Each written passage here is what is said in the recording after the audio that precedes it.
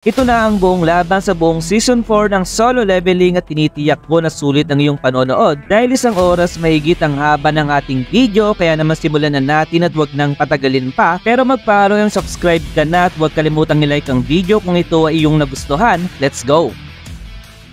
Nakita naman ng bida sa isang isla kung saan magkakaroon ng pagsasanay ang kanyang mga shadow at nasabi ni Bellio na hindi niya naisip ang ganitong klaseng pagsasanay na hinati raw ni Jinwoo ang mga shadow sa dalawa para maglaban. Biglang lumapit si Beru kay Jinwoo at nakiusap na pwede raw ba niyang subukin na maging isang Grand Marshal kung saan hinahamon niya raw si Bellio sa isang duelo para sa posisyong ito. Natuwa naman si Jinwoo sa balak ni Beru kung kaya't ang dalawa ay nagarap na sa gitna at nagsimula ng humiyaw si Beru habang si Bellio na hinugot na ang kanyang sandata. Napatanong si Jinwoo kung parehas daw ba ng kay Igris ang sandata ni Bellion, pero base daw sa build ng katawan nito ay maaaring ang specialty nito ay lakas kung ikukumpara sa bilis. Nagsimula ng sumugod si Beru at maaari daw na may tsansa itong manalo laban kay Bellion, subalit biglang nag-crack ang sandata ni Bellion na tila ba naging isa itong latigo na kinugulat talaga ni Jinwoo. Sobrang haba at patuloy na hinahampas ni Bellion ang kanyang sandata kay Beru, pero nagawa pa ding makaiwas ni Beru dito, ngunit may ginawa na naman si Bellion para hindi na makatakas sa kanya si Beru. Tanong ni Jinwoo kung tapos na daw ba ang laban dahil nagawang pigilan ni Bellion ang paggalaw ni Beru ng ganong kabilis, at bukod pa raw doon ang isang atake ni Bellion ay sapat na upang payanagin ng mundo na siyang patunay ng kanyang pagiging isang Grand Marshal. Pero kahit ganun pa man ay hindi raw dapat maging relax si Bellion sapagkat ang pinakamalakas daw na katangian ng isang insekto ay ang pagiging matatag nito. Muling pinakita si Beru kung saan napahiga ito sa lupa dahil na-corner na naman muli siya ni Bellion, pero sinabi nito na kaya pa raw niya magpatuloy na lumaban. Tanong ni Jinwoo kung bakit daw nais ni Beru ang posisyon bilang Grand Marshal, at bilang sagot ito na gusto niyang makipaglaban sa tabi ng kanyang hari, at kung ganun daw pala ay si Bellion ang nasa kanyang kanan habang si Beru naman daw ang nasa kanyang kaliwa. Nanlambot ang puso ni Beru sa kanyang narinig kung saan siya ay napaiyak na ng tuluyan habang binabalak naman ni Igris na hamunin din si Bellion, pero binara na agad siya ni Jinwoo dahil si Igris naman daw ang nasa kanyang likuran.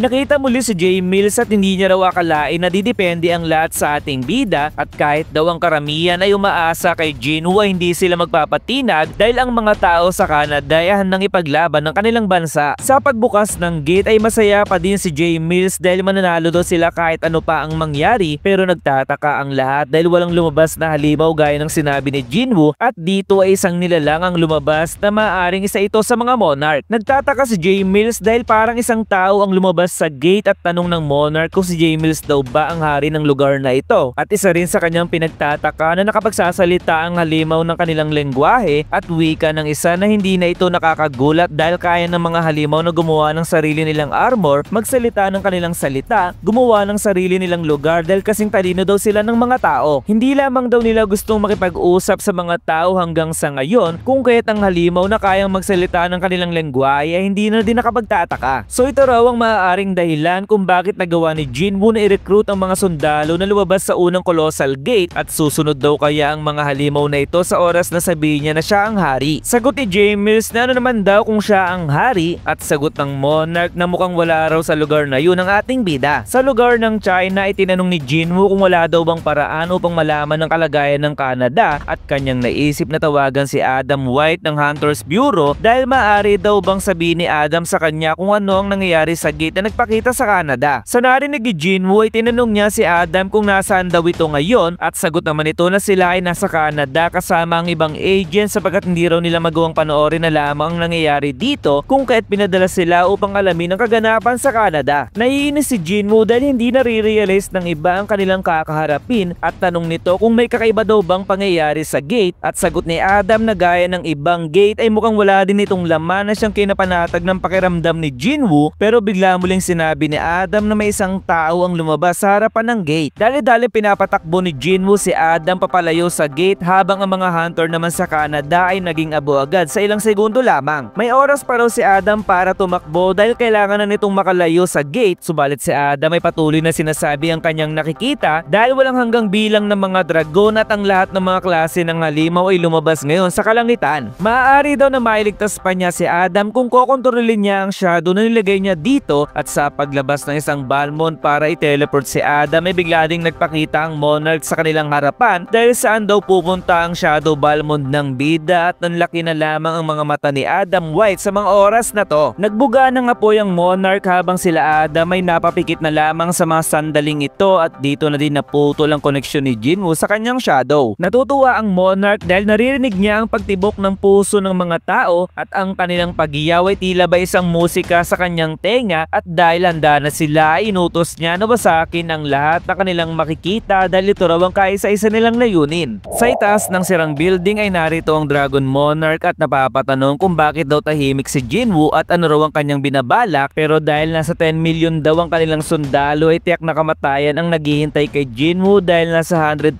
lamang ang kanilang bilang at maaaring tumakbo na raw ito sa pinakadulo ng mundo. Isang bagay ang tumama sa kanya at sunod-sunod na missile ang patuloy na pinakawalan ng mga sundalo patungo sa Dragon Monarch at sa pagsabog na naganap ay sapul na sapul talaga ang hari ng mga dragon. Mahirap daw matukoy kung napatay na nila ang kalaban pero hindi naman daw siguro masama kung sasabihin na sila ay nagtagumpay, pero isang malaking apoy ang biglang lumabas at isang mata ang nakita ng piloto sa kanyang harapan. Tila ba nagbago ng anyo ang Dragon King at masasabing sobrang laki talaga ang sukat nito at kanyang sinabi na boring daw ang ginagawa ng mga tao at dito ay nagbuga ito ng apoy mula sa kanyang bibig na tiyak na wasak ang bahay tae ng mga piloto. Sa isang lugar ay nahabol ng isang dragon ng isang jet plane para ito ay wasakin pero matagumpay na nakatakas ang isang piloto at dali-daling nagtago. Sa kanyang pagsilip ay sari-saring mga halimaw ang makikita sa paligid at sa kanyang paglingon ay nasa likuran na pala niya ang isang insekto na handa na siyang kainin pero tanga-tanga si Loco dahil sa laki ng kanyang bibig ay sumablay pa siya sa pagkain. Nakita niya ang isang baril at agad naman niya itong kinuha upang ipanglaban sa halimaw, ngunit hanggang sa maubos na ang kanyang bala ay baliwala lamang ito sa malaking insekto. Wala na siyang nagawa kundi tanggapin ang kanyang kapalaran at pagpikit na lamang ang kaya niyang gawin, pero sa kanyang pagdilat ay nakita niyang patay na ang halimaw at sa pagsilip niya ay nakita niya ang ating bida. Sinabi ni Jinwoo na umalis na ang sundalo pero hindi agad ito naintindihan ng kalbo habang sabay-sabay namang umatake ang mga halimaw patungo kay Jinwoo na kinahiyaw muli ng kalbo pero ginamit niya ang ruler's authority para ilagay sa kanyang dagger at binasiwas sa mga halimaw na nagresulta upang maputol ang katawan ng lahat ng halimaw. Ito raw ang una niyang hakbang sa digmaang ito at dito siya magsisimula at sa pagbanggit niya ng arouse ay nagsitayuan ng mga balahibo ang mga ugat ng mga namatay na halimaw dahil dito na magsisimula ang tunay na digmaan. 10,000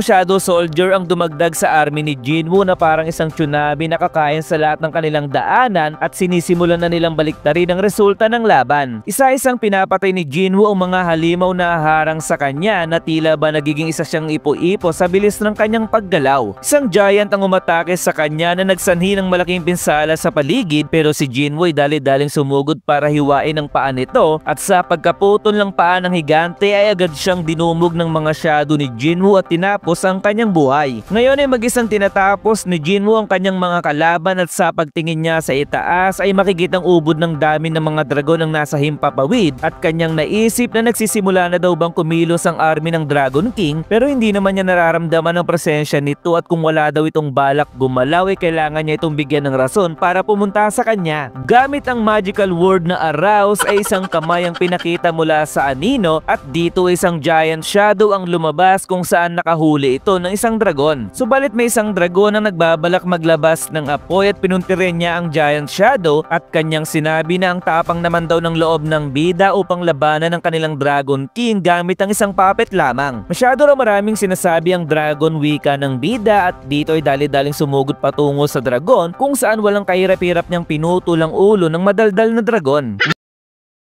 Sa kabilang panig kung nasaan ang mga sundalo ay patuloy nilang binabaril ang mga halimaw at ibigay daw nila ang lahat ng kanilang makakaya at targetin daw nila ang mga paa ng halimaw upang mapabagal man lang kahit papaano ang paggalaw ng mga ito. Kinain ng isang halimaw ang isang sundalo at balak naman ng isa na atakihin ang iba pero isang kamao ang tumama sa kanya na nagdahilan upang siya ay mapalipad at sinabi nito na mga common beast lamang ang kanilang kalaban na nakita niya na dati sa dungeon. Maaari daw na sila ay natalo sa parami kaparamihan ng bilang pero ni isa sa mga halimaw na ito ay hindi siya kayang tapatan maliban lamang sa isang nilalang at sinabi ni Tarnak na si Thomas daw ang tao na muntik nang mamatay sa kamay ng Beast Monarch. Siya daw si Tarnak ang Monarch of Iron Body at kahit alam daw ni Thomas na madali lamang niya itong mapapatay ay pinili pa rin daw nitong humarang sa kanyang dadaanan. Sagot naman ni Thomas na ayaw niya na siya ay na-challenge at dito ay nagsimula nang magpakita ang mga shadow ni Jinwoo at bumati si Bellon kay Tarnak na matagal na silang hindi nagkita. Tanong ni Tarnak na ano daw ang ginagawa ng Shadow Army doon dahil mukhang matagal na silang nagtatago sa shadow ni Thomas at naisip na mukhang nautakan sila ni Jinwoo kung kaya't kailangan niya raw ibalita ito sa Dragon King. Subalit bigla siyang nagtaka dahil hindi niya ito makontak at sa pagtingin niya sa malayo ay naroon si Kiba na siyang gumagamit ng magic upang pigilan ang gagawin ni Tarnak. Ang Shadow Monarch na kanyang kilala ay hindi gagawa ng ganitong klaseng plano dahil usually ay tanging pakikipaglaban lamang ng harapan ng kanilang alam kung kaya't maaari daw na strategy ito ng isang tao at wala raw karapatan si Jinwoo na maging Shadow Monarch sa ginawa nito ngayon. Biglang sinabi ni Beru na bawiin daw ni Tarnak ang kanyang sinabi dahil kung hindi raw ay magbabayad dito sa pag-insulto sa kanilang hari at sagot ni Tarnak na sino daw si Beru na isang maliit na sundalo lamang na humarang sa kanyang dadaanan habang si Beru ay tanging pag-grrr lamang ang ginawa bilang reply. Ngayon ay tuluyan ng pinakita ni Tarnak ang tunay niyang anyo kung saan masasabing siya talaga ang hari ng mga halimaw habang si Jinwoo naman ay kaharap na ngayon ng Dragon King kung saan magsisimula na ang kanilang laban.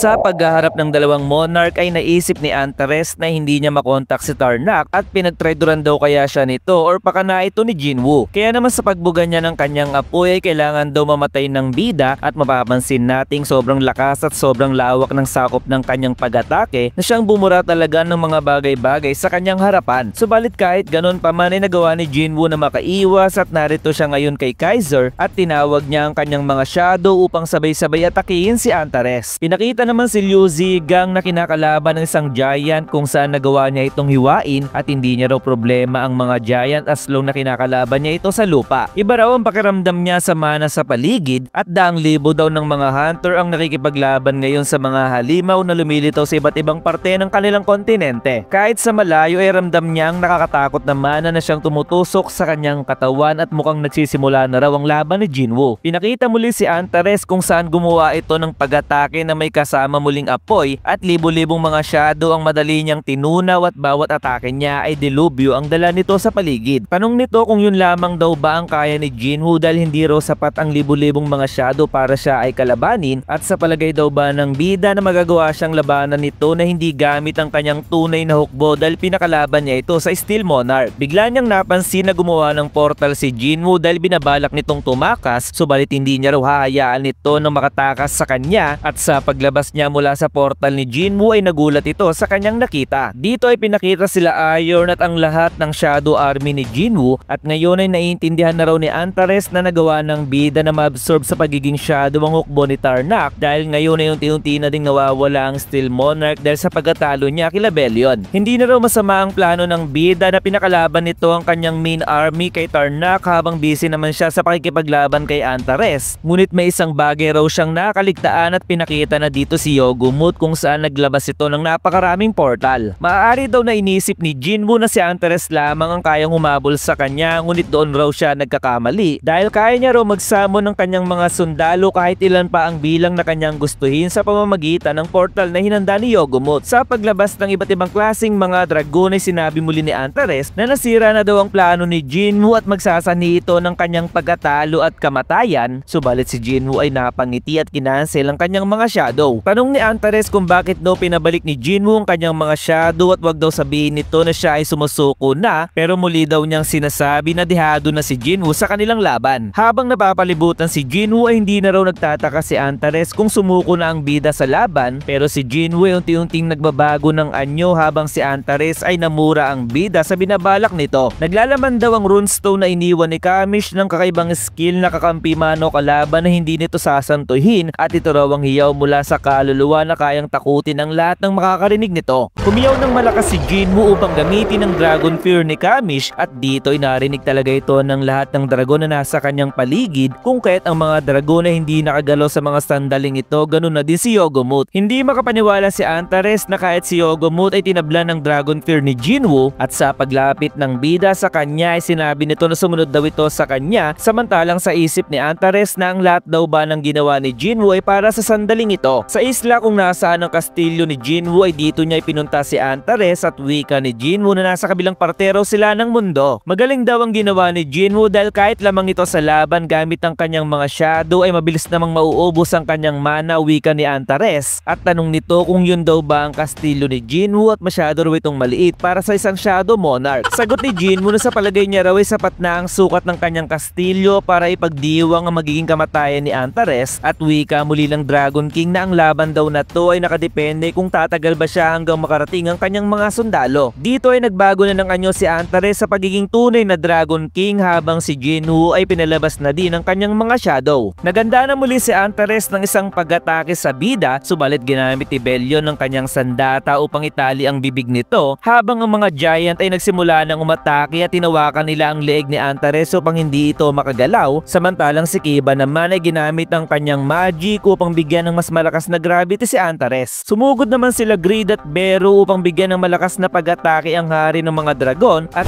dito ay sapul na sapul ang pagmumukha ni Antares, samantalang si Igris naman ay naganda ng isang pag-atake para bigyan ng malakas na kidlat ang kalaban. Habang nasa himpapawid na isip ni Jinwoo na maganda ang pinapakita ng kanilang grupo, at wika naman ni Antares na nakakapanabik naman daw ang nangyayari dahil masaya daw sa akin ng malaking bilang ng kanyang kalaban, pero ang pabagsakin nito sa ibang paraan ay masasabi niyang masarap din sa pakiramdam. Saksihan daw nila Jinwoo ang tunay niyang kapangyarihan at ginamit na din niya ang kanyang Dragon Fear upang hindi pagalawin ng mga shadow ng ating bida. Hindi raw magagawang makontrol ni Jinwoo ang kanyang mga shadow dahil sa Dragon Fear kung kaya't kinancel niya ang mga ito, habang si Antares ay muli na namang nagpalabas ng apoy sa kanyang bibig at isang malakas na naman ang pagbuga ng apoy ang kanyang ginawa para kay Jinwoo. Kinancel summon din ni Jinwoo si Kaiser at ang apoy na pinakawalan ni Antares ay binura ang bawat daanan nito na tila ba nagiging magma ang mga lupa sa sobrang init. Ito raw ang tunay niyang kapangyarihan, wika ni Antares, dahil ang dugo, hiyaw, pagkawasak at galit ang siyang dahilan kung bakit siya nabuhay, kung kaya't siya raw si Antares ang hari ng mga Berserk Dragon ng Monarch of Destruction. Sa isip ni Jinwoo na ang isla kung nasaan sila ay kinapitan na ng mana noong namatay ang hari ng mga giant, pero nasisira pa rin ito, at kahit ang kanyang mga immortal shadow ay tiyak na hindi makakaligtas sa oras na tamaan ng apoy ni Antares. Unti-unti nang bumabalik sa dating anyo si Antares at hindi raw kailangang kabahan ni Jinwoo dahil noong hinawakan daw siya nito kanina ay kayang-kaya niyang makawala, pero hinayaan niya daw si Jinwoo upang makita ang binabalak nito sa kanya. Bilang parehas naman silang monarch ay nais daw ni Antares na sila ay mag-usap dahil kung namana daw ni Jinwoo ang memories ni Ashbourne ay alam na nito ang tunay nilang kalaban ay ang mga rulers. Ang nag-iisang misyon daw ng rulers army ay wasakin ng monarch at ang mga nabuhay mula sa kadiliman at hindi raw exempted dito ang bida. Kakalabanin daw ni Antares ang rulers army pagkatapos niyang patayin si Jinwoo, pero nagbago daw ang kanyang isip noong nakita niya ito kung paano lumaban dahil nagtataglay daw ito ng abilidad na naiiba kay Ashbourne na magdadala sa kanila sa tagumpay. Kung nais daw iligtas ni Jinwoo ang kanyang pamilya at kung nais daw ni Jinwoo na iligtas ang kanyang bansa ay malugod daw silang aalis sa mundong ito. Maging isang monarch daw si Jinwoo sa mundong ito dahil taglay niya ang qualification para sa posisyon at ang tanging kailangan lamang nitong gawin ay abutin ang kanyang kamay para sila ay magtulungan. Kung magsasanib puwersa daw silang dalawa para talunin ng rulers army ay babalik ang kapayapaan at kalayaan sa mundong ito, kung kaya't ano raw ang masasabi ni Jinwoo sa kanyang inaalok na alyansa. Sagot ni Jinwoo na wag daw siyang patawanin ni Antares dahil umaasa daw ba ito na magtitiwala siya sa isang nilalang na may matang gustong-gusto siyang patayin, kaya naman napatawa dito si Antares at sinabing mukhang hindi niya maitago ang bagay na yun at maganda raw si Jinwoo dahil hindi na raw siya maaawa dito. Next video ang part 2 ng laban.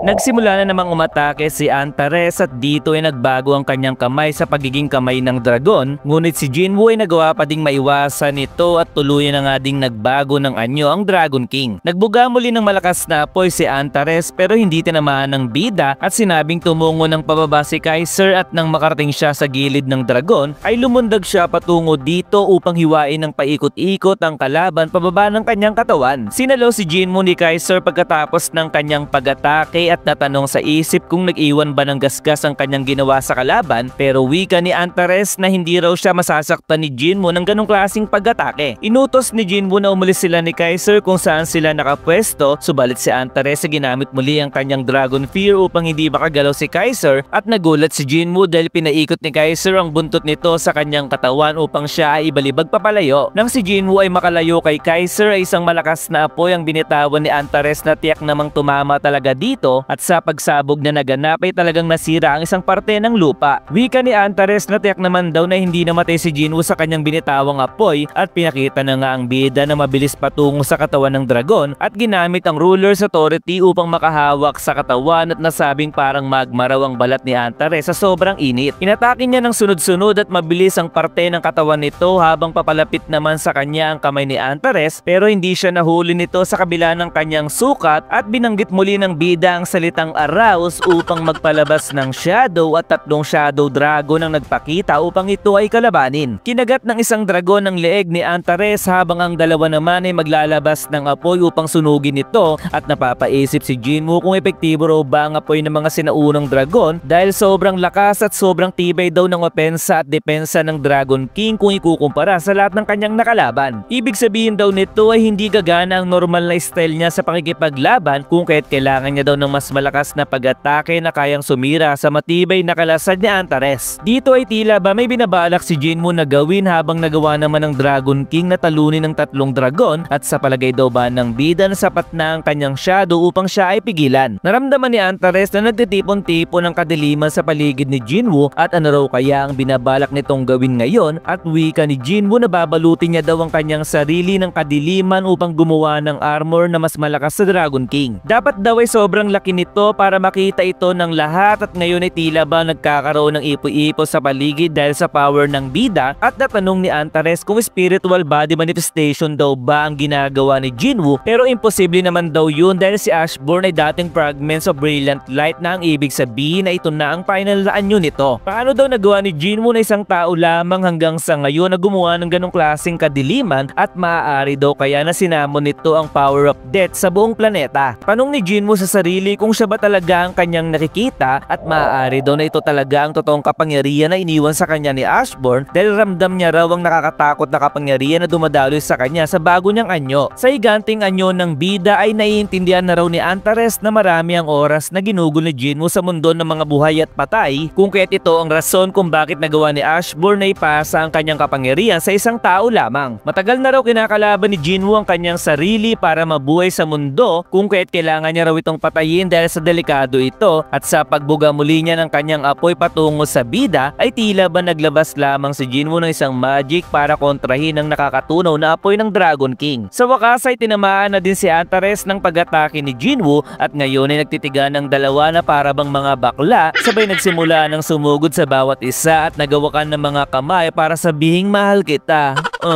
Makikita halos parehas na ang sukat ng dalawa at sa pag-atake ni Antares ng kanyang kamay ay nagawa naman itong hawakan ni Jinwoo sabay sinuntok niya ito ng malakas sa pagmumukha. Pagkatapos ng atake ng bida ay binuka ni Antares ang kanyang bunganga upang sakmalin ang katawan ni Jinwoo sabay binuhat niya ito papataas at binalibag ito papalayo sa kanya. Sa pagbagsak ni Jinwoo sa lupa ay nasira na ng tuluyan ang kanyang kastilyo subalit bigla niyang napansin na magbubuga muli ng apoy ang Dragon King kung kaya't agad niya itong iniwasan. Parang laser ang binitawang apoy ni Antares na siyang pumutol sa kamay ng bida pero si Jinwoo ay naglabas ng sandata na gawa sa anino at agad sumugod sa kalaban ngunit ang Dragon King ay nagbuga muli ng apoy sa ating bida. Sinangga ni Jinwoo ang apoy ni Antares gamit ang kanyang sandata at na-overpower niya ang Dragon King sa mga sandaling ito pero si Antares ay ginamit ang kanyang buntot upang hampasin si Jinwoo na nagsani upang ito ay mapalipad papalayo. Lumipad si Antares patungo sa itaas at naglabas ng 4 to higit pa ng mga bolang apoy at pinaulanan niya si Jinwoo ng sabay-sabay para sure na tatama talaga, ngunit kanyang napansin na may isang sandata ang patungo sa kanya na siyang sumira sa isa sa kanyang mga pakpak. Naglabas din si Jinwoo ng 6 na sandata na gawa sa anino at sabay-sabay pinangatake sa Dragon King habang si Antares ay nagbuga ng mas malakas at mas malawak na apoy na siyang sasangga sa atake ng bida. Na-overpower si Jinwoo ng pinakawalang apoy ni Antares at pinakitang nagkawasak-wasak ang kanyang bagong anyo, sabay unti-unti na siyang bumabalik sa dati habang pinakita naman sa anino ang naging itsura ng Dragon King. Napabuntong hininga si Jinwoo at nasabi ni Antares na masyado raw nakakatuyo ang pag-maintain sa ganong klaseng anyo ng bida at muli niya raw tinatanong si Jinwoo sa huling pagkakataon kung may balak daw ba ito makipagsalib puwersa sa kanya. Unti-unting nababalot muli si Jinwoo ng kanyang shadow at bilang sagot na wala raw siyang balak makipagtulungan sa isang halimaw habang si Antares ay nilabas na din ang kanyang sandata at sa kanilang pagtititigan ay sabay muli silang lumundag upang pagtamain ng kanilang mga sandata. Wala raw matitirang kahit ano sa bida dahil habang sila ay naglalaban ay winawasak na daw ni Leo gumutang anuman na kanilang makita at kahit daw hari si Jinwoo ng mga patay ay bilang isang tao ay wala itong magagawa kundi katakutan ng kamatayan. Gusto raw ba ni Jinwoo na masunog hanggang maging abo sa pamamagitan ng apoy na kayang wasakin kahit ang kamatayan at hindi kalaunan daw ang mga gustong protektahan ng bida ay mawawala na. Bilang nakuha naman daw ni Jinwoo ang kapangyarihan ni Ashburn at tiyak na naririnig nito ang hindi mabilang ng mga iyak ng mga namatay na dahil ito raw ang ibig sabihin ng digmaan at ito ang tunog ng mga nagwawalang sundalo ng kanyang army. Makinig daw si Jinwoo sa mga iyak at pagdurusa dahil ang kawalan ng pag-asa ay kakalat na parang isang sakit upang ubusin ang lahat ng tao sa mundo. Magsisisi daw si Jinwoo sa kanyang naging pasya pero sagot ng bida na yun daw mismo ang gusto niyang sabihin kay Antares dahil sa ngayon ang dagger ni Jinwoo ay handa na para tusukin ng kalaban. Sa pagtama ng dagger ni Jinwoo hindi ito tumalab sa Dragon King dahil sa palagay daw ba ni Jinwoo na ang dagger na gawa sa ngipin ng dragon ay magagawa siyang tusukin. Ito raw ang laban sa pagitan ng apoy na pinanganak sa kadiliman at ang kadiliman na siyang pinanganak sa liwanag at malapit na raw matapos ang kanilang laban. Tama daw ang sinabi ni Antares, wika ni Jinwoo dahil nakikita na raw niya ang katapusan ng laban at sagot ni Antares na sa wakas ay nakita na ng bida na walang silbi ang paglaban nito. Dali-dali muling umatake si Jinwoo at wika ni Antares na hindi niya raw kailangan ng kanyang mga sundalo upang siya ay mahanap dahil patataasin niya raw ang moral ng mga ito sa pamamagitan ng pagputol niya sa ulo ng bida. Hindi raw ba alam ng Dragon King na mas pinapadilim ng araw ang anino at nang makalapit si Jinwoo ay sabay-sabay niyang pinakawala ng lahat ng kanyang mga general kung kaya't si Antares ay pipilasin daw niya si Jinwoo at ipapakain sa kanyang mga dragon dahil ipapakita niya raw sa ating bida kung ano ang kakahinatnan nito sa paglaban sa kanya. Pinakita muli si Jinwoo kung saan hugutin niya muli ang kanyang dagger sabay pinakita rin dito ang imahe ng kanyang ama. Ganun na din ang imahe ni Ashburn at ang version ng kanyang pagkabata kung saan nagawa na nga niya dito na hiwain sa gitna ang kanyang kalaban. Napapaisip daw si Jinwoo kung makikita ni Antares ang kanyang katapusan at dagger pala ng kanyang ama ang kanyang ginamit sa huli niyang pag-atake, sabay nabitak ang kalangitan na para bang nagbukas ang dimension sa mundo ng mga anghel. Hindi niya raw inaasahan ang nangyayari ngayon dahil sigurado raw siya na wala siyang nakitang gate sa isla kung nasaan sila dahil malaking enerhiya ang kinakailangan upang pagduktungin ng dalawang mundo kung kaya't paano daw nakarating ang mga rulers sa mundo ng ating bida. Ito raw ba talaga ang plano ni Jinwoo sa simula pa lamang naguluhin ng space sa pamamagitan ng pagsasalpukan ng dalawang malakas na kapangyarihan at ito rin daw kaya ang rason kung bakit pinahiwalay ni Jinwoo si Antares sa kanyang hukbo sapagkat inakala niya daw na nais lamang ni Jinwoo na walang mangialam sa kanilang laban at wala rin daw paraan para makausap nito ang mga rulers. Sagot ni Jinwoo na may paraan daw para makausap niya ang mga ito sa pamamagitan ng mga vessel gaya nila Thomas at Liu Zigang. Wika ni Antares na ganun pala, ginamit mo pala ang vessel para makapaghanda ng gate sa lugar na to. At kahit daw natalo si Jinwoo sa kanilang laban ay nakahanap naman ito ng paraan para manalo sa digmaan at mukhang hindi niya raw nakita ang mas malaking layunin na siyang nagsanhi ng kanyang pagkatalo. Tanong ni Jinwoo na si Antares daw ba ang pasikretong nag-utos kila Baran at sa Beast Monarch na atakihin si Ashburn at tanong ni Antares na sinabi daw ba ito ni Baran kay Jinwoo pero sagot ni Jinwoo na pinapasabi daw pala ni Ashburn kay Antares na pakyu. Kaya naman si Antares ay nagalit at handa na muling sumugod pero nanlaki na lang ang kanyang mga mata sapagat ngayon ay natusok na ang kanyang katawan ng mga sibat na mula sa mga rulers dahil sa kanyang pagtingala ay nakita niya ang pinaka-leader ngayon ng mga ruler. Ang mundo raw ay nababalutan ng sobrang liwanag at sobrang kadiliman at sa simula pa lamang daw ay wala na talaga siyang pag-asang manalo kung kaya't maghihintay raw siya sa tunay na eternal rest hindi sa ilusyong ginawa lamang ng mga ruler universe at magkikita pa raw silang dalawa ng ating bida at naging sagot naman ni Jinwoo na wag daw mag-alala si Antares dahil hindi katagalan ay magkikita rin naman na sila.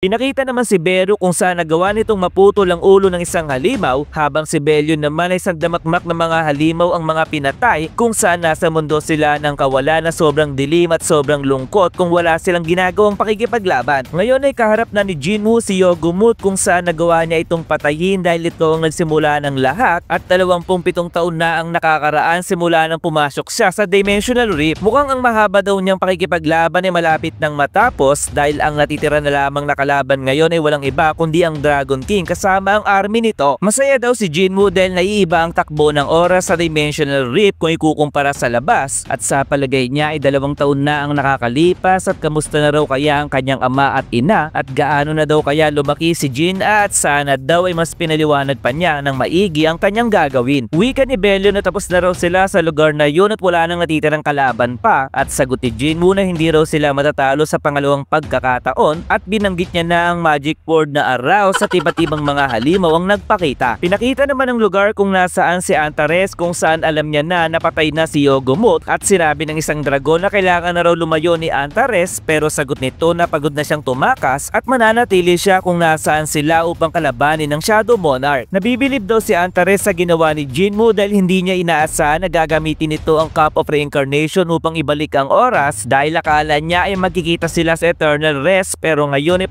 pares pa silang nabubuhay. Sa kanilang dalawa daw ay may kailangang matulog ngayon ng tuluyan at siya raw si Antares at ano raw ang pangalan ng ating bida. Sagot naman ni Jinwoo na siya raw si Song Jinwoo at may huling mensahe pa raw bang nais sabihin si Antares. Sagot ni Antares na wala na siyang ibang sasabihin pa kung kaya't ang dalawa ay sumugod sa bawat isa at nagtamaan ng kanilang mga sandata, ganun na din ang kanilang mga alagad na handa na para sa huli nilang paglalaban. Kaya naman sinabi ni Jinwoo na siya na ang kikilos upang pigilan ng mga ito at sa disyerto ng West America ay inarangan nila ang buong paligid kung saan nagpakita ang bitak sa langit. Hindi raw sigurado ang mga experts sa nangyayari dahil kahit 30 years na nilang pinag-aaralan ng klima ay ngayon pa lamang nila ito nakita. Huwag daw silang mag-alala dahil kung sakaling may lumabas daw sa bitak ay sila ang bahalang magligpit dito pero biglang nagsiliparan ng mga tangke pati na din ng mga sundalo dahil wala raw silbi ang mga ito laban sa kalaban. Ngayon ay handa na ang entablado ay nararamdaman na ni Jinwoo ang kagustuhan ng mga kalaban na masakop ang kanilang mundo kung kaya't pinalabas niya ang kanyang mga dagger dahil simula daw ngayon ang kakalabanin ng mga kalaban ay isang monarch na isa ding Hunter x Hunter.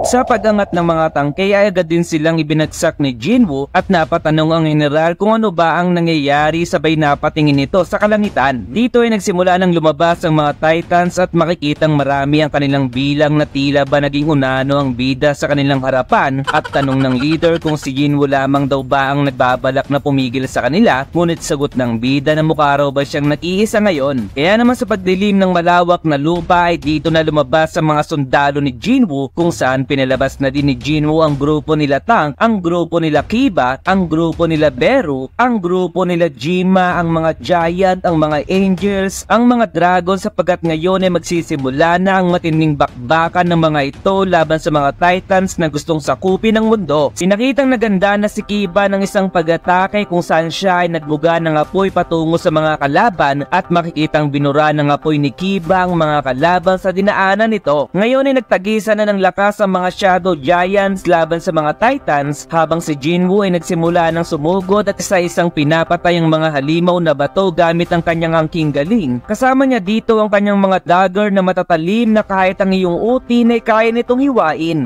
Sinimulan niya ng balutan ng kanyang shadow ang kanyang mga dagger kung saan naging malahigante ang kanilang naging sukat at pinangatake ito ni Jinwoo sa kalaban para mas madali niyang mawasak ang mga kalaban na may katawan na bato. Nang malapit nang tumama ang mga dagger ni Jinwoo sa leader ng mga Titan ay sinangga niya ito gamit ang kanyang sandata at nasabing sa palagay daw ba ni Jinwoo na sapat na ito para siya ay talunin pero biglang may napansin ng leader sapagat ang bida ay nasa kanyang itaas na at naghahanda ng isang pag-atake. Ngayon ay unti-unti nang lumalaki ang kamay ni Jinwoo at naging kamay ito ng isang higante na siyang pinangipit niya sa leader ng mga kalaban. Pagkababa ni Jinwoo ay sinabi ng leader na kahit ang isang maliit na planeta ay may kapakipakinabang na talento subalit ang katotohanan lumilitaw na kailangan pang palakihin ni Jinwoo ang parte ng kanyang katawan para mailabas nito ang kanyang kapangyarihan, ay isang patunay na sila ay nasa sinaunang panahon pa kung pag-uusapan ay ang lahi lamang. Sa kabila daw noon, silang mga Titans ay kailangang paliitin ang kanilang sukat para mailabas nila ang kanilang tunay na kapangyarihan at tanging sila lamang ang nakakagawa nito. Kung naghahanap daw si Jinwoo ng kapatawaran ay tuto pa rin daw ito ng leader, pero bigla na lamang naputol ang kanyang ulo dahil sa ataking ginawa ni Bellion at pagkain sa katawan nito ng dragon. Tanong ni Bellion kung nakikipag-usap daw ba si Jinwoo sa kalaban, pero sagot ng bida na hindi, pero sa palagay niya raw ay masyado itong mayabang kung kaya't kailangan itong turuan ng special na leksyon. Kaya naman sagot ni Bellion na siya na daw ang bahala sa lahat at sabay-sabay niyang pinapatay ang mga natitira pang kalaban.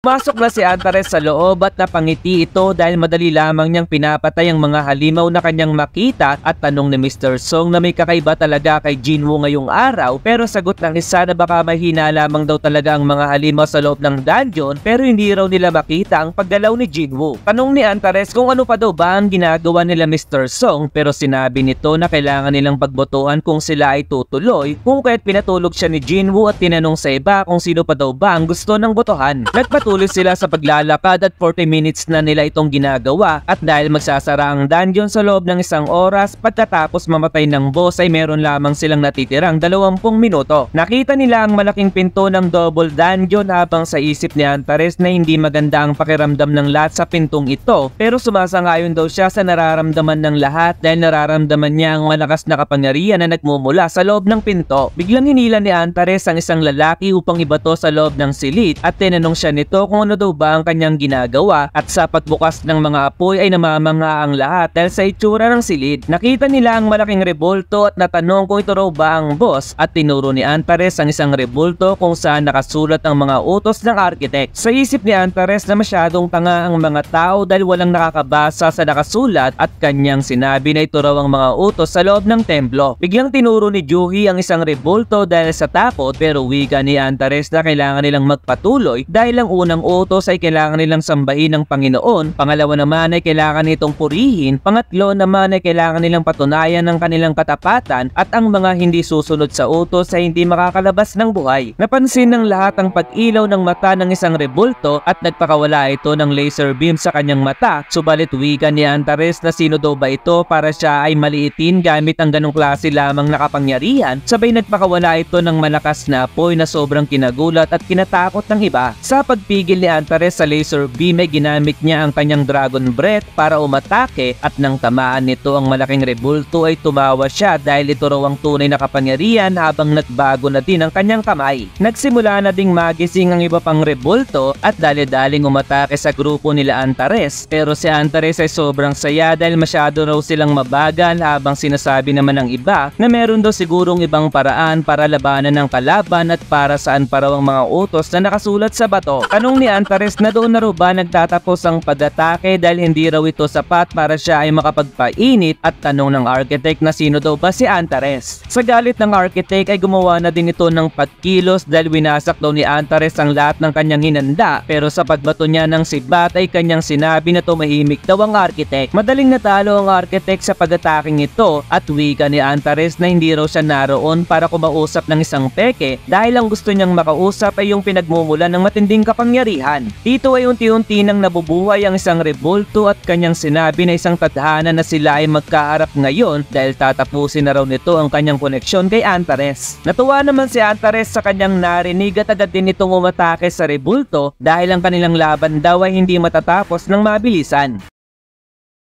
Sinabi ni Lee na gusto raw bang mamatay ni Joe ngayon, at sa likod ng kanilang paaralan ay pagtatanong ni Lee na akala niya ay malakas si Joe, pero wala naman daw itong binatbat kung kaya't sino raw ito para kumilos ng ganun kanina. Pagsagot ni Joe na si Suho raw ang pinakamalakas sa kanilang paaralan, isang tao na hindi nila kayang galawin, at nangangamba lamang siya na baka may masamang mangyari kung kaya't nangialam siya kanina. Kaya naman si Lee ay patuloy na binabanatan si Joe at sinabing nagbibiro daw ba ito sa kanyang sinabi dahil kung may taong ganun ay imposible na hindi niya marinig ang balita tungkol tungkol dito. Biglang dumating si Suho sabay sabing sabihin na lamang daw nila na si Jo ang nabubuli ngayon at kung ganun daw pala ay tawagin na lamang nila ito bilang self-defense. Sumang-ayon naman dito si Jo habang si Lee ay nagtataka sa sinabi ni Suho at biglang sinipa ni Suho ang isang lalaki sa sikmura na kinatalsik nito sabay sipa muli sa mukha ng isang lalaki. Biglang sumuntok si Lee mula sa ilalim ni Suho pero mapilis niyang naibalik ang kanyang paa at nagawang masipa ang kamay ng bully sabay sipa sa baba nito na tiyak na pulsay talaga kung masasabi. Bagsak ang tatlo sa ginawa ni Suho sa kanila at sinabi nito kay Jo na siya na raw ang bahala dito habang sa isip nito na hindi na masama ang alok sa kanya ni Suho.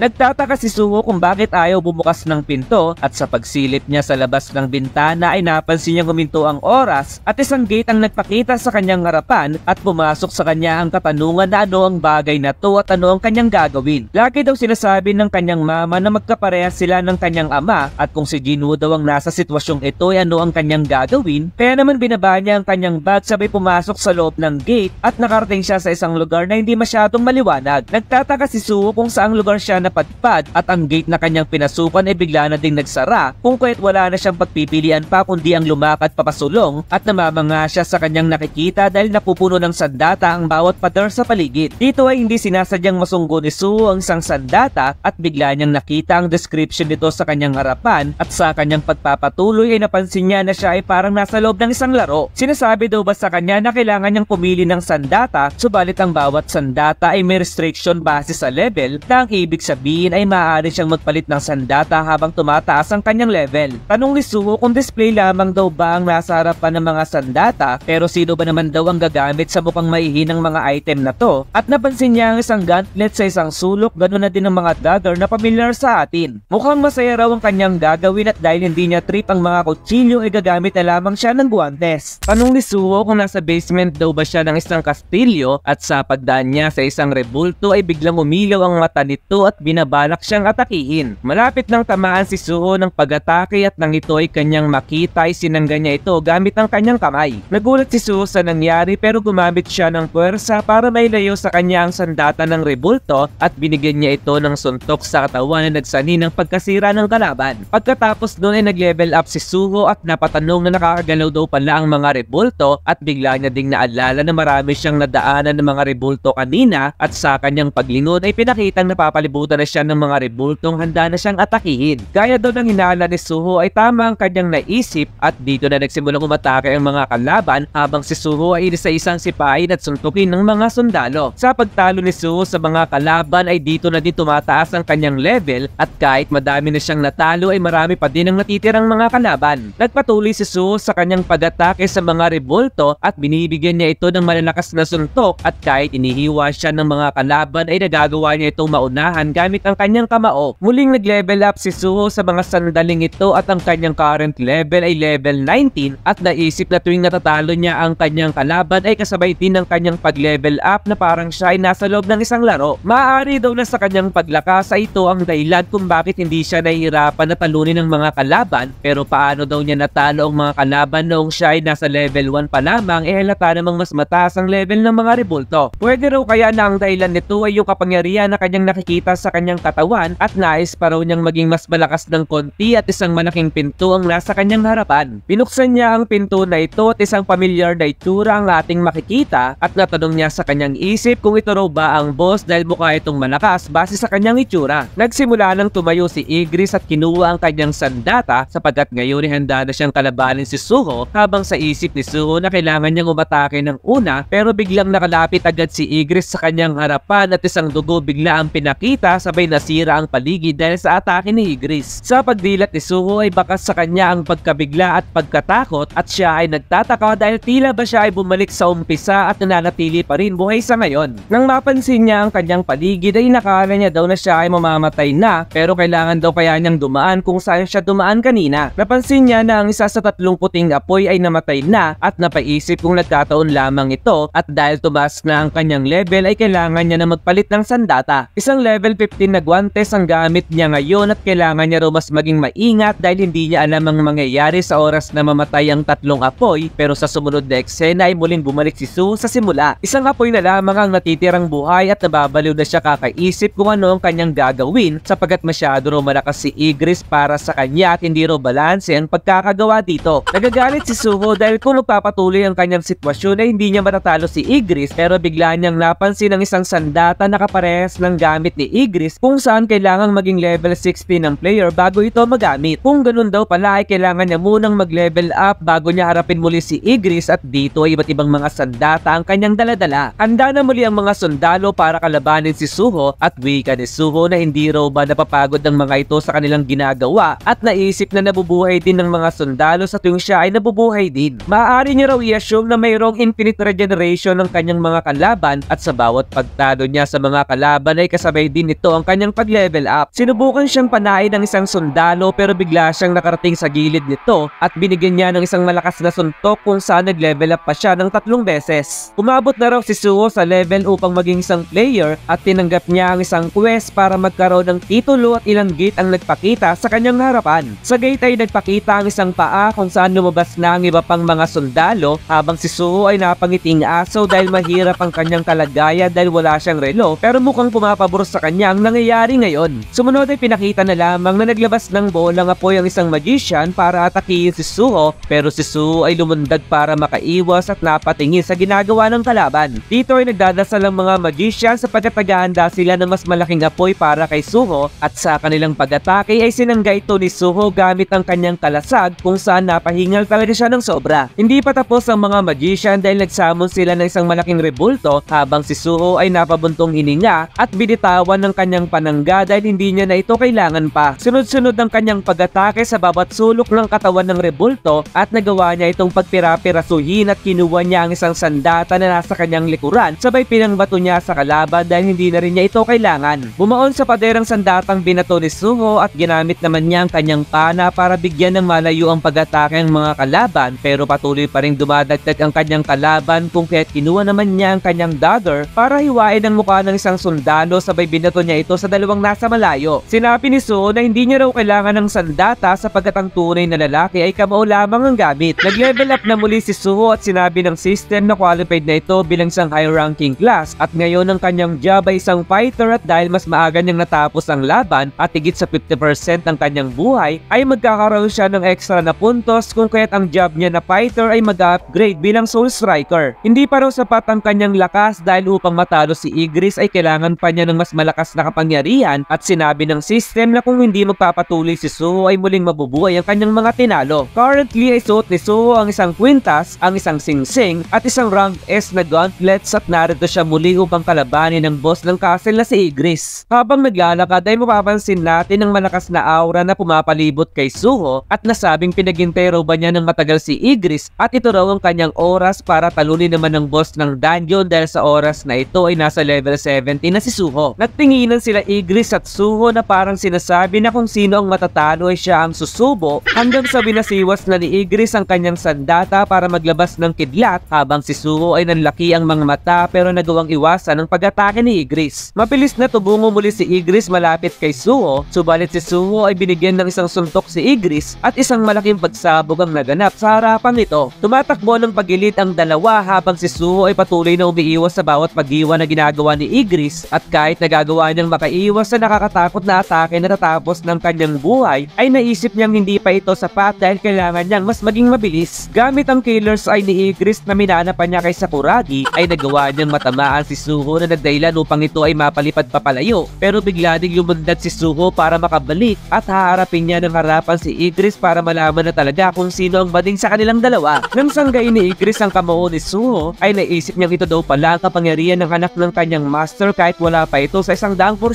Ngayon daw na siya ay nag-level up na ay masasabi niyang iba ang lakas na meron si Igris sapagkat ang stats nito ay malayong malayo kung ikukumpara sa ibang sundalong kanyang nakalaban at sa madaling salita ay hindi ito pangkaraniwang nilalang. Pero kung kakaiba daw ang kanyang kalaban ay kailangan niya ring maging kakaiba at kahit hindi man niya alam ang rules ng laro ay nabigyan siya ng extra stats mula nang siya ay level 1 kung kahit natatalo niya ang mga kalaban niya kanina nang hindi man lang nahihirapan talaga. Kung aalalahanin niya raw ang mga sandali na siya ay tuwing nile-level up, ang kanyang kasalukuyang stats plus yung extra stats na binibigay sa kanya ay katumbas ng isang level 110 na player. Sa pagtama ng pag-atake ni Suho sa sikmura ni Igris ay nagawa niya itong ma-corner sa pader at ngayon ay nagkaroon siya ng titulo bilang Young Monarch. Sa pagtama ni Igris sa pader ay muli siyang sinuntok ni Suho sa katawan at nagkaroon ng malaking pagkasira sa pader at tumagos pa sila papunta sa kabilang silid at dahil sa ataking iyon ay nagtamo si Igris ng malaking pinsala. Dalawang suntok muli ang pinakawala ni Suho sa katawan ni Igris at mapapansin nating unti-unti na siyang nabibitak na parang nabasag na baso at naisip na sobrang incredible daw ang potential ni Suho dahil bukod sa mana at talent nito mula sa katawan ng isang monarch at isang babaeng naging S-rank hunter ay hindi niya akalain na may lalabas nito ang kanyang kapangyarihan kahit hindi pa niya alam kung paano ito gamitin ng tama. Kaya naman habang papasugot si Suho ay tinanggap ni Igris na siya ang natalo sa laban at sa uli niyang pag-atake ay dito na naglaho si Igris sabay humiyaw ito ng malakas sapagkat siya raw ang nanalo sa kanilang laban.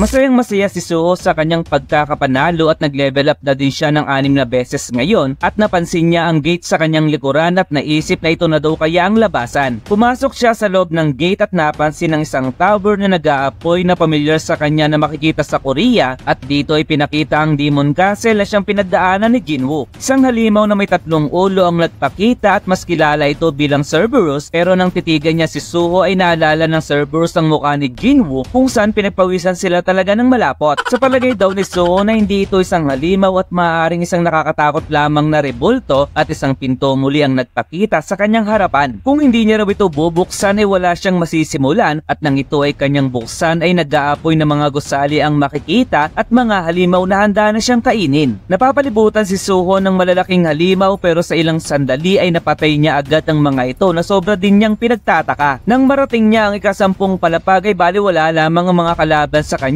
Nang marating niya ang ika-28th floor ay ganun din ang naging eksena. Sa 30th floor naman ay para lamang siyang naglalaro at sa pagtungtong niya ng 50th floor ay napatanong siya kung bakit mahihina daw ang mga kalaban dahil kahit ang mismong boss ng 50th floor ay namatay agad sa ilang tira lamang. Masyado raw kaya ang itinaas ng kanyang level pagkatapos niyang matalo si Igris at kahit daw malawak ang lugar ay kung iikutin niya ito ng mabilisan ay magagawa niyang maklear ang isang floor sa loob ng isang oras. Ngayon ay nakarating na siya sa ika-100 palapag ng Demon Castle at inaasahan ni Suho na mahina din ang kanyang mga kalaban pero bigla siyang nagulat dahil nagpakita sila Esil sa kanya kasama ang 2 gwardiya nito. Biglang sumugod si Suho dahil ayaw niyang magsayang ng oras pero wika ni Esil na wait a minute kaping mainit dahil hindi niya raw inaasahan na makakarating si Suho sa palapag na ito na wala kasamang mga sundalo dahil noong nakaraan naman daw ay hindi nito nagawang makarating sa ika-100 palapag. Nagtataka si Suho sa sinabi ni Esil na nakaraang panahon at nagpakilala si Esil bilang eldest daughter ng Ladder Clan at binabati niya raw si Suho sa pagdating sa pinakahuling palapag ng Demon Castle. Tanong ni Suho kung ito na raw ba ang ending at wala na raw ba siyang gagawin pa at sagot ni Esil na tama ka pero dati raw ay may Demon King sa palapag na ito ngunit sila na ngayon ang namumuno sa huling palapag. Binabati raw ni Esil si Suho at kung nais daw nito ay pwede raw siyang dumalo sa gaganapin nilang kasiyahan subalit muling tanong ni Suho na ano raw ang gate na kanyang nakikita at sagot ni Esil na hindi raw yun parte ng Demon Castle dahil ang gate na ito ay patungo sa ibang dimensions. Sa isip ni Suho na gate daw pala ang tawag sa portal na kanyang nakikita at sabi niya kay Esil na hindi niya alam ang kinakain ng mga demon at wala rin siya sa tamang edad para uminom ng alak kung kahit dadalo na lamang daw siya kapag tumanda na siya ng kaunti. Kung ganun daw pala ay magkikita na lamang sila sa susunod pero bigla niya ding naalala na hindi na bumalik si Jinwoo pagkatapos niyang sabihin na sila ay magkikitang muli. 60 years na raw ang nakakalipas simula nang maging ganito ang Demon Castle at sila daw ang nagtrabaho ng marami nang ginawa ang rebulto nito sa mundo ng mga shadow at sinabi ni Suho na diba ikaw si Esil, tatandaan kita kung kahit makikita tayong muli. Nang marinig ito ni Esil ay natawa siya sa hindi malamang dahilan at bilang tugon nito na see you again sa susunod. Tanong ni Suho na ito na daw kaya ang labasan or sa lamang itong patibong pero nagpakita ang mga umiilaw na mata mula sa dilim at sandamakmak na mga insekto ang sasalubong kay Suho. Napatunga nga si Suho sa kanyang nakita at pinakita na lamang ang mga nagbabangkay ng langgam kung saan sa ngayon pala ay nahabol si Suho at napatanong kung bakit ang lalaki naman daw ng mga langgam sa lugar na ito. Naiinis na si Suho dahil kahit marami na siyang napatay ay hindi maubos-ubos ang mga bilang ng mga langgam, pero pasalamat daw siya sa mga langgam dahil ngayon ay nasa level 94 na siya. Ngayon daw nasanay na siya sa mga langgam, sa palagay niya ay pwede na siyang pumasok sa pintong kanyang nakikita at sa kanyang pagpasok ay nakita niyang sobrang laki ng silid at ang langgam lamang daw ba nito ang naninirahan sa kanyang napasukan.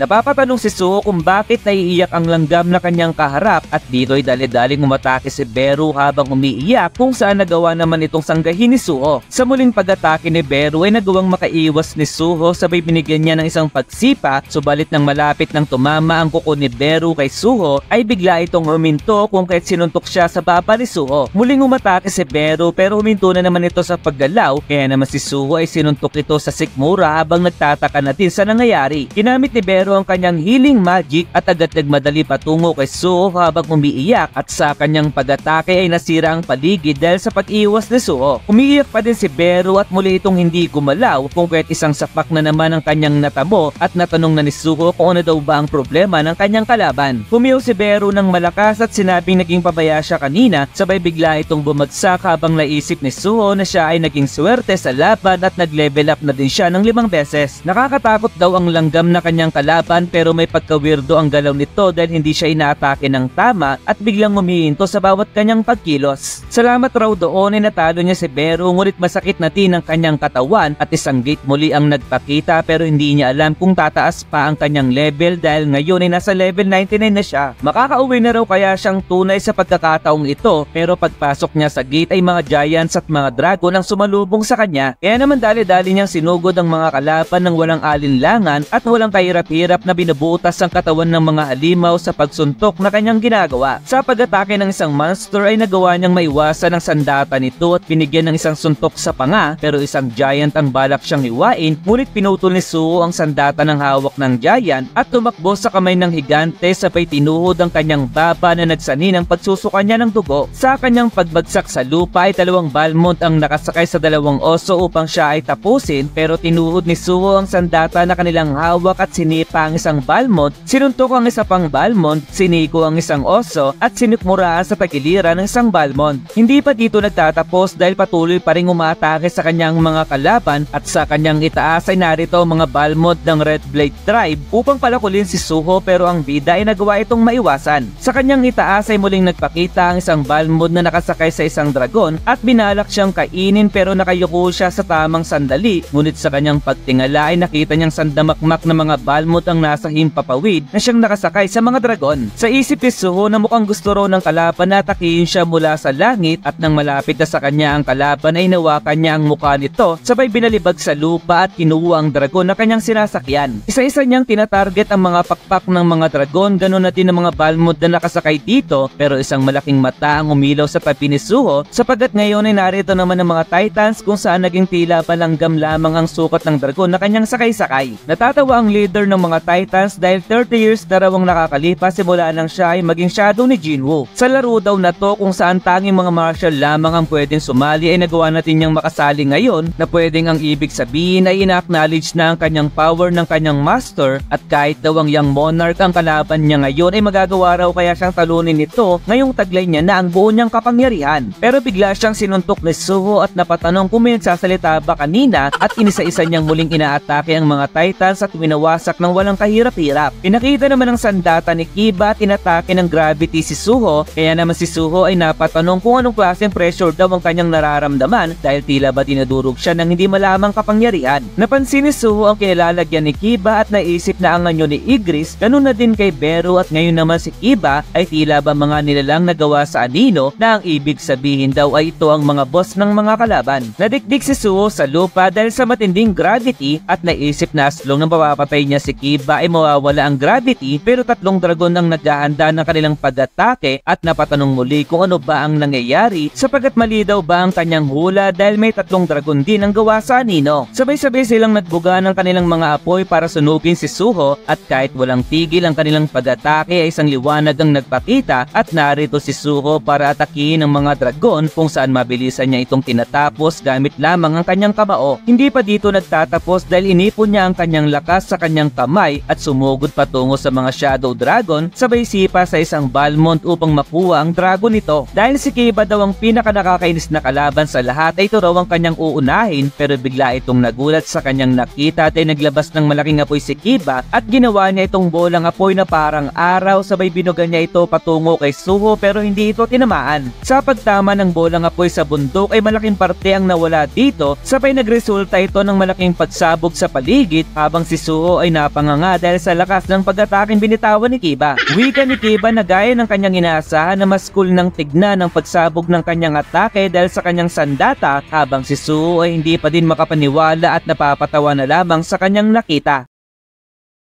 Jinwoo nilaplap si Mavicha, Suho vs Bellion, Suho vs Jinwoo at haharapin na ni Jinwoo ang mga bagong kalaban na galing sa ibang mundo. Kaya naman simulan na natin ang chapter 198 up to chapter 200 at kung bago ka lamang sa aking channel ay mag-follow and subscribe ka na upang maging updated ka sa ating solo leveling manhwa review. Maraming salamat, let's go! Pinatay ni Suho ang isang Balmond, ganun na din ang dalawang halimaw na to, hindi rin nakaligtas ang Titan at kahit ang lahi nila Jima ay nasa isang talunin ng bida. Pagkatapos nun ay pinakita naman ng mga Shadow na sila Jima kasama ang leader ng mga Titans, Centaur at mga Dragons. Wika ng leader ng mga Titans na baka daw inisip ni Suho nagagana sa kanyang pag-atake ginawa sa kanya kanina, pero bigla agad siyang sinipa ni Suho sa katawan at ininda niya talaga ng sobra, samantalang ang Centaur naman ay nasabing narating niya ang posisyon na meron siya ngayon dahil sa pagsisikap ng patago at kahit nakalimutan na ng mga tao ang lahat ay sisiguraduhin niya raw na ipapakita niya ang kanyang katapatan sa kanyang master sa pamamagitan ng pagpapakita ng lakas kay Suho. Subalit sa kanyang pag-atake ay naiwasan ito ni Suho at binigyan siya ng sunod-sunod na suntok at naisip ni Suho na ang mga Shadow Monster ay hindi tumitigil sa paglabas at hindi niya matatalo ang mga ito gamit ang kasalukuyan nitong stamina. Kailangan niya raw mas makontrol ang kanyang kapangyarihan upang malabanan niya ng maayos ang maraming bilang ng mga kalaban at dito ay ilang kamay ang nagpakita sa kanyang paligid sabay umilaw ang kanyang mata na hudyat na handa na siyang umatake. Binigyan niya ng hindi mabilang na mga suntok sila Jima kasama ang iba pang mga Shadow Monster at ang mga pag-ataking ito ay umabot na din pala kay Kiba kaya namang gamit ang kanyang kapangyarihan ay gumawa siya ng barrier para harangin ang atake ni Suho. Biglang sumulpot si Suho sa likuran ni Kiba at nasabing ang boring naman daw kung dito na magtatapos ang lahat at kung hanggang dito na lamang daw ang ipapakita ni Kiba ay kailangan na nitong mawala. Sa pagsundok ni Suho ay napalipad pababa si Kiba na nagresulta upang siya ay matalo at ngayon ay mapapansin nating mas lumakas palalo si Suho sa mga sandaling ito. Kahit hindi ro tumaas ang stats ni Suho sa mga oras na to ay mas nakokontrol niya na ng maayos ang kanyang kapangyarihan at ngayon ay isang pa ang pinakita sa himpapawid sapagat pinakita na si Bellion ang pinakamalakas sa lahat ng Shadow. Alam ni Suho na mas malakas ang kanyang kalaban ngayon kung ikukumpara sa langgam na kalaban niya kanina at tanong nito kung nakakapagsalita raw ba si Bellion dahil may nais siyang tanungin sapagat ilang percentage na raw ng army nila Bellion ang kanyang natalo. Sagot ni Bellion na kahit hindi niya isama ang bilang sa Demon Castle ay nasa 1 out of 3,000 lamang ang bilang ng mga sundalo na narito ngayon at sagot ni Suho na pagkatapos niyang matalo ang lahat ng halimaw ay kakaperanggot lamang daw pala ito sa total na bilang ng kalaban. Kaya naman maglaban na raw sila ngayon, wika ni Suho habang tugon ni Bellion na lumaki na talaga ngayon ang kanilang Vice Lord at ilang sandali ay bigla itong nawala sa kanyang posisyon. Nagawang maiwasan ni Suho ang pagampas ni Bellion at sinabing ano raw ang ibig sabihin ng pagtawag sa kanya ng Vice Lord dahil may kinalaman daw ba ito kung bakit siya napunta sa lugar na yon. Kung isa raw siyang Lord ay dapat tawagin siya bilang Lord pero bakit ang tawag pa rin daw sa kanya ay Vice Lord lamang at biglang nakarating si Bellion sa kanyang likuran ngunit nagawa pa rin ni Suho na iwasan ang sandata nito. Biglang nagulat si Suho dahil nag-crack ang sandata ni Bellion sapagkat ngayon ay humaba ito ng napakahaba at napalibutan ng kanyang paligid. Sa isip ni Suho na ang espada ni Bellion ay naging tila latigo ngayon ngunit nagawa niya itong mahuli at sinabing kahit mas malawak na ang sakop ng pag-atake ni Bellion ay kaya naman niya itong hawakan. Bigla siyang lumapit kay Bellion para bigyan ito ng isang suntok pero si Bellion ay hinarang ang kanyang sandata para sanggihin ang sunod-sunod na suntok ni Suho pero si Suho ay binigyan pa muli ito ng isang pagsipa. Kung gagamitin daw ni Bellion ang kanyang dalawang kamay para protektahan ang kanyang mukha ay magiging bakante ang sikmura nito. Kaya naman agad niya itong sinugod pero si Bellion ay nakatitig lamang sa kanya sabay nagawa siyang patalsikin papalayo ng suntok ng bida. Halatadong malakas na suntok ang pinakawalan ni Suho at alam niya na hindi mapapabagsak si Bellio ng ganong klaseng pagsuntok at aabutin daw sila ng isang araw kung magpapatuloy sila sa pakikipaglaban. Alam daw ni Suho na hindi si Bellio ng master ng lugar na ito dahil kumbinsido siya na isa itong peke sapagkat ang totoong master daw ay yung nilalang na nasa kanyang itaas at pinakita na si Kaiser kung saan si Jinwoo ay bababa na para harapin si Suho. Sobrang lakas ng impact ang naganap sa pagbaba ni Jinwoo habang sa isip ni Suho na ito raw ang boss ng lahat ng halimaw. Dito ay kinuha na ni Jinwoo ang kanyang dagger samantalang si Suho ay nagulat dahil dagger ang gamit ng kanyang kalaban sapagkat ito raw ang unang beses na nakakita siya ng isang humanoid at maaaring marasolba niya ang lahat kung siya ay makikipag-usap. Sinubukan niyang kausapin si Jinwoo pero hindi ito sumagot sa kanya at kanyang nakita na may sanggit sa likuran ng kanyang kalaban kahit hindi pa ito natatalo. Kung ganun daw pala ay maaaring ito na muli niyang pagsubok at makakauwi na raw siya kung matatalo niya ang kalaban na nasa kanyang harapan. Kaya naman ang dalawa ay sumugod sa bawat isa gamit ang kanilang kabao at dagger kung saan sa pagtama ng kanilang atake ay matinding pagyanig at pagkasira ang naganap sa paligid. Patuloy na inaatake ni Jinwoo si Suho habang si Suho ay pagsangga at pag-iwas lamang ang kayang gawin at sa mga sandaling ito ay nahiwa na ang kanyang pisngi sapagkat walumpay ang kanilang pag-atake sa bawat isa. Nasabi ni Suho sa sarili na sobrang bilis at sobrang lakas ng bawat pag-atake dahil nakakabilib daw sapagkat hindi lamang ito malakas kundi sobrang husay at malinis ang atake ng kanyang kalaban. Ang bawat atake daw ni Jinwoo ay halatang sobrang galing ng bawat teknik at gaano daw kaya karami ang pagod na ginawa nito upang ma-achieve ang ganong klaseng lakas at gaano kadaming mga laban daw ang kailangan para makamit ito. Napatras si Suho dahil sa huling atake ni Jinwoo pero hindi raw siya susuko sa laban dahil ang kanyang stats ay naabot na ang hantungan at kaya na itong i-handle ng kanyang combat ability. Kahit na nga raw ba mas mataas ang stats ng kanyang kalaban ngayon ay nakakita siya ng konting pagkapanalo subalit sa kanyang pag-atake kay Jinwoo ay nagkaiwa-iwa ang kanyang katawan sabay nawasak ang kanyang sandata. Sobrang namabangha raw siya kay Jinwoo kahit kalaban niya ito at inipon niya muli ang natitira niyang kapangyarihan at sumugod muli habang nasa isip na kung magiging malakas lamang siya gaya ng kanyang kalaban ngayon at binigay niya ang lahat sa huli niyang pag-atake. Biglang hinawakan ni Jinwoo ang ulo ng kanyang anak at tinanong kung masaya raw ba ang kanyang laro habang si Suho ay nagulat dahil nabusesan niya ang kanyang ama pero wika ni Jinwoo na masyado pang maaga para kay Suho at itinulak ito patungo sa portal.